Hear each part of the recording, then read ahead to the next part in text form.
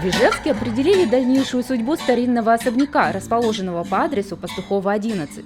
В 2021 году здание ожидает масштабная реконструкция. Ну а далее оно войдет в состав дружной семьи детской школы искусств имени Петра Ильича Чайковского. В начале 20 века этот дом для своей семьи построил Константин Ахизин, начальник чугунолитейной мастерской Ижевского сталеделательного завода, известный общественный деятель, личный почетный гражданин Ижевска. Именно здесь в 60-е годы 20 века начиналась история музыкальной школы. В 80-е при поддержке известного оружейника Михаила Калашникова рядом выросло новое четырехэтажное здание.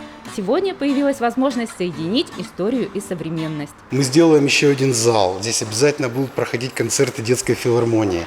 Я уверен, что у нас увеличится контингент. Больше детишек будут иметь возможность обучаться искусству. Одно из первых в отремонтированном помещении старинного особняка планируют разместить современную студию звукозаписи. Место выбрали на первом этаже.